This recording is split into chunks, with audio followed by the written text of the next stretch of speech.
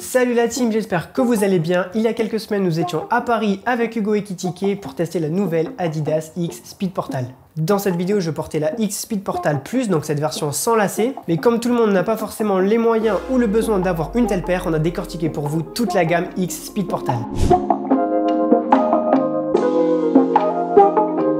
On commence donc avec cette version Plus qui est la version la plus haut de gamme vendue 280 €. Je vous avoue que de base j'étais pas forcément très à l'aise avec les chaussures sans lacets, mais avec celle-ci j'ai eu de très bonnes sensations dès le moment où je l'ai enfilée. Le revêtement Speed Skin est souple, il s'adapte parfaitement aux pieds et la paire n'a nécessité aucun temps d'adaptation. En plus de ça, j'aime beaucoup le col de cette Speed Portal et c'est vraiment très facile de chausser la paire. Comme je vous le disais, on a donc ici la version sans lacets et on pouvait donc un peu craindre pour le maintien. Je vous rassure tout de suite, aucun problème de ce côté-là. Le pied est bien maintenu, il ne glisse pas dans la chaussure, peu importe les changements de direction. Ce bon maintien est aussi dû au Stability Wing, ce sont ces petites pièces en carbone au talon, couplées à de petits coussinets présents à l'intérieur de la paire. Ces deux particularités apportent vraiment un plus au niveau du maintien, on a vraiment l'impression que notre pied est attrapé comme ça à l'arrière, et ça fait vraiment bien le job. Comme j'ai dit, on a un revêtement Speed Skin qui est vraiment fin, vraiment souple, et c'est hyper agréable de jouer avec, on sent vraiment bien le ballon, et le fait qu'il n'y ait pas de lacets, ça apporte vraiment un plus, je trouve. C'est quelque chose qui revient beaucoup, mais on a vraiment cette sensation de jouer pieds nus et qu'aucun obstacle n'est présent entre le ballon et la paire. Pour finir sur cette paire, on a une version améliorée de la semelle Speed Frame, une semelle qui présente toujours ses empiècements en carbone pour plus de légèreté et de réactivité. Pour terminer sur cette version Plus, je vous avoue que c'était un vrai coup de cœur pour moi, je vous l'ai dit, j'étais pas vraiment un grand fan des chaussures sans lacets d'Adidas, mais aujourd'hui je vous avoue que la donne a changé. Passons désormais à la version .1 qui elle est vendue 250 €. Alors c'est relativement la même paire que la version Plus, d'ailleurs si on les met à côté, on voit qu'il n'y a pas vraiment de grosses différences entre les deux. Le col est identique, on a toujours les Stability Wings à l'arrière pour le maintien. La semelle Speed Frame est elle aussi identique à la version Plus, donc pas mal de points communs avec sa grande sœur. Cependant, quelques éléments diffèrent. Outre le fait qu'elle possède des lacets, j'ai trouvé quelques différences au niveau du revêtement Speed Skin.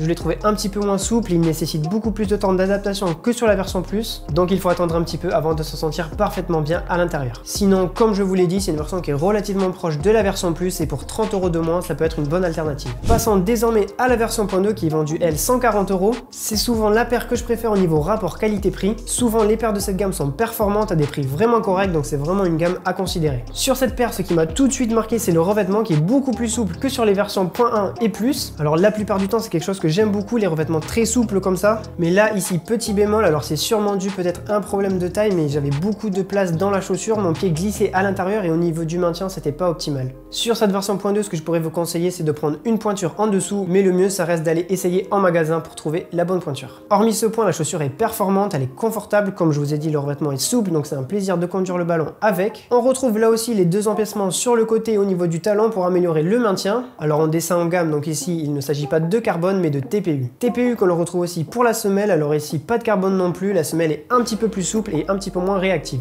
Mais sinon cette semelle fait parfaitement son travail, elle accompagne très bien les changements de direction, donc rien de plus à dire. Autre point positif sur cette version .2, c'est le col qui a l'air d'être relativement similaire à la version .1. On retrouve un mesh souple, aéré, vraiment confortable, donc c'est le top. Passons désormais à la version .3 qui est souvent le modèle le plus vendu de la gamme. C'est une paire qui est vendue 90 € dans sa version sans lacets et qui est aussi disponible en version avec lacets à 80 €. Et je vais pas y aller par quatre chemins, ça a été ma paire préférée de toute la gamme. Pour ce prix là, on a une paire vraiment confortable, un revêtement un petit peu plus épais par rapport à la version Plus, mais ça c'est normal vu qu'on descend en gamme. Cependant il est très souple, il s'adapte bien aux pieds et c'est un plaisir de conduire le ballon avec cette paire. Là où j'appréhendais un petit peu, c'était au niveau du maintien, mais j'ai tout de suite été rassuré. Le maintien est vraiment bon, on a toujours les empiècements au niveau du talon. En plus de ça, la paire possède une bande de maintien au niveau du coup de pied, d'ailleurs on peut le voir si on passe le doigt, on voit que si on se rapproche de l'avant-pied, le mesh est beaucoup plus élastique que sur le coup de pied. Pour continuer sur le mesh, il est un petit peu moins élastique, mais ça c'est normal, on descend en gamme, c'est un peu moins qualitatif, mais ça reste tout de même très confortable, la paire est facile à enfiler. Concernant la semelle, c'est la même que sur la version .2, donc toujours en TPU et toujours aussi efficace. Pour conclure sur cette version .3, c'est vraiment mon coup de cœur de la gamme. Alors oui, la paire est un petit peu plus lourde, un petit peu plus épaisse, mais c'est pas quelque chose qu'on ressent vraiment sur le terrain. Et vraiment pour ce prix là, vous pouvez y aller les yeux fermés. Dernière version de la gamme que je n'ai pas ici entre les mains, c'est la version .4. Alors comme d'habitude sur cette version, elle n'a de Speed Portal que le nom, pas vraiment de technologie sur la paire. Ce sont vraiment des chaussures qui sont destinées aux débutants ou aux joueurs qui ont une pratique occasionnelle. Voilà pour ce comparatif entre toutes les versions de la gamme X Speed Portal. Si vous avez des questions, n'hésitez pas à me les poser dans les commentaires. Dites-moi d'ailleurs si vous préférez les chaussures avec ou sans lacets. Suivez-nous sur tous nos réseaux, YouTube, Instagram, TikTok et nous on se retrouve très bientôt pour une nouvelle vidéo.